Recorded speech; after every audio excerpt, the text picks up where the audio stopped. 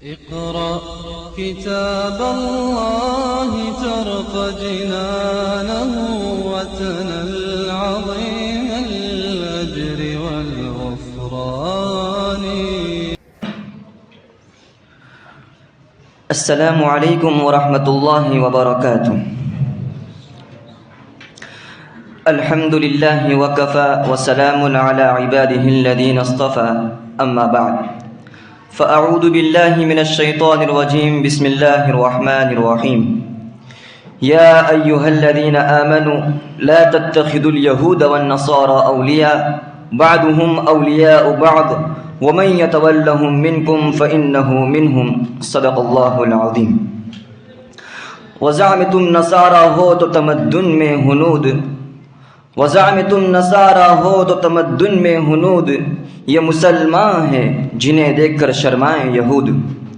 قابل صد احترام صدر عالی مرتبت معزز مکرم علماء کرام، برادران اسلام اور آج کے اس پروقار بارونق اور بابرکت پروگرام میں شریک ہونے والے سامعین باتمکین، آج کی اس نورانی محفل میں میری گفتگو کا موضوع ہے یہود اور ہم. عزیزان من، یہودی مسلمانوں کے سب سے بڑے دشمن ہیں. ان کی اسلام کے ساتھ دشمنی کی مثالوں سے تاریخ بھری پڑی ہے. حضور اکرم صلی اللہ علیہ وسلم کے قتل کی سازشوں سے لے کر حرمین شریفین پر قبضے کے منصوبوں تک ان کی اسلام کے ساتھ دشمنی کا ایک تسلسل ہے. لیکن تعجب اس بات پر ہے کہ ان کی اسلام کے ساتھ دشمنی کے باوجود مسلمان ان کے نقش قدم پر چل رہے ہیں، اور حضور اکرم صلی اللہ علیہ وسلم کی وہ پیشین گوئی پوری ہو رہی ہے کہ جس میں آپ صلی اللہ علیہ وسلم نے فرمایا تھا کہ ایک وقت آئے گا جب تم یہود کے نقش قدم پر چلو گے اور ان کے طور طریقے اختیار کر لو گے. میں جب قرآن کا مطالعہ کرتا ہوں تو مجھے یہودی مولویوں کی سب سے پہلی خرابی یہ نظر آتی ہے کہ وہ دوسروں کو تو نیکی کا حکم دیتے تھے مگر اپنے آپ کو بھول جاتے تھے. اللہ تعالیٰ نے ان کو اس گدھے کے ساتھ تشبیہ دی ہے کہ جس کے اوپر بھاری بھرکم کتابیں لاد دی جائیں لیکن ان کتابوں سے اسے کچھ بھی فائدہ حاصل نہیں ہوتا. کیا ہمارے علماء سو کا بھی یہی حال نہیں ہے کہ وہ دوسروں کو تو نیکی کی تلقین کرتے ہیں مگر اپنے آپ کو بھلائے بیٹھے ہیں؟ گھر میں پردہ نہیں، دینداری نہیں، ناچ گانا ہو رہا ہے، فلمیں چل رہی ہیں. یہودی مولویوں میں دوسری خرابی یہ تھی کہ وہ اپنے آپ کو جنت کا ٹھیکیدار سمجھنے لگے تھے. آج کئی علماء سو بھی اپنے آپ کو ایسا ہی سمجھتے ہیں. ان کا خیال ہے کہ قیامت کے دن بس ہماری ہی چلے گی، جسے چاہیں گے دوزخ میں دھکا دے دیں گے اور جسے چاہیں گے انگلی پکڑ کر جنت میں داخل کر دیں گے. یہودی مولویوں میں تیسری خرابی یہ تھی کہ وہ حقیر دنیا کی خاطر اللہ کے احکام میں تحریف اور تغیر کے لیے تیار رہتے تھے.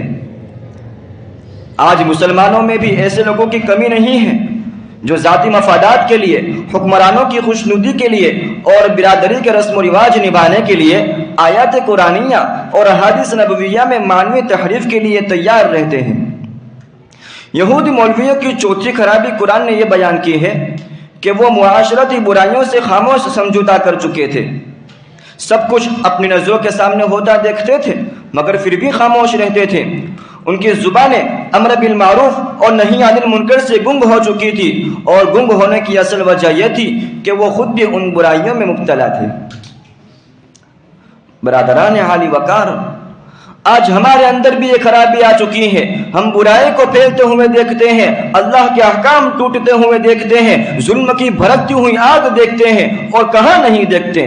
اپنے گھر میں دیکھتے ہیں، بازاروں میں دیکھتے ہیں، حکومت کے ایوانوں میں دیکھتے ہیں، اپنے خاندانوں میں اور اپنی جماعت میں دیکھتے ہیں مگر پھر بھی خاموش رہتے ہیں. قرآن نے ان کے مولویوں کے علاوہ ان کے عوام کی بھی کئی خرابیوں کی نشاندہی کی ہے.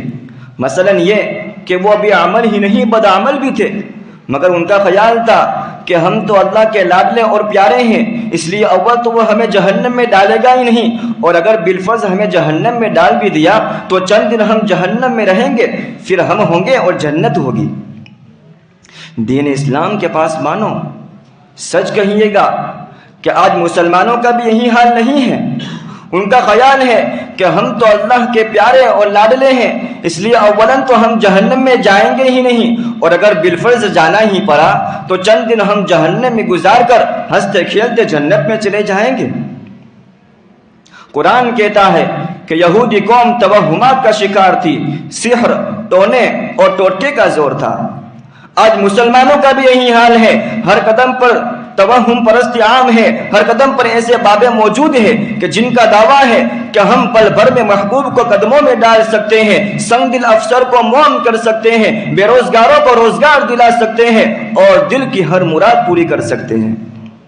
قرآن کہتا ہے کہ یہودی قوم مالی معاملات میں گڑبڑ کرتے تھے، سود خور تھے، دوسروں کا مال شیر مادر سمجھ کر ہڑپ کر جاتے تھے۔ آج مسلمانوں کا بھی یہی حال ہے، مالی معاملات میں گڑبڑ پیدا ہو چکی ہے، سود، کینہ، بغض، عداوت یہ سب عام ہو چکا ہے۔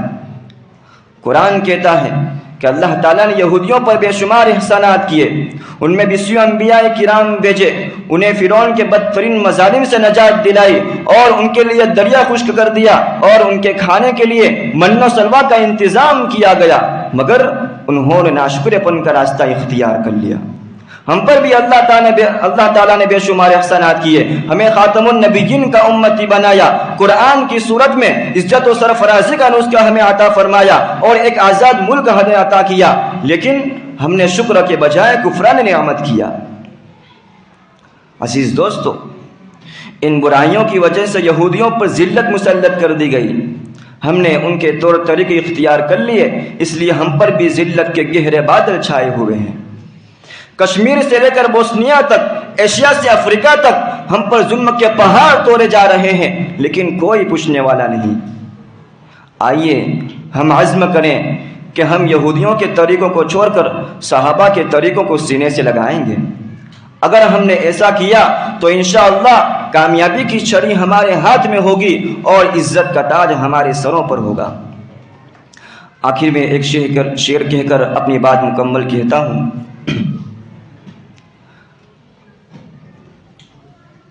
میزان ہاتھ میں ہے زیاں کی نسود کی، میزان ہاتھ میں ہے زیاں کی نسود کی، تفریق ہی محال ہے بود و نبود کی، پرواہ نہیں ہے ہم کو خود اپنے وجود کی، پرواہ نہیں ہے ہم کو خود اپنے وجود کی، لیکن شکایتیں ہیں یہود و ہنود کی۔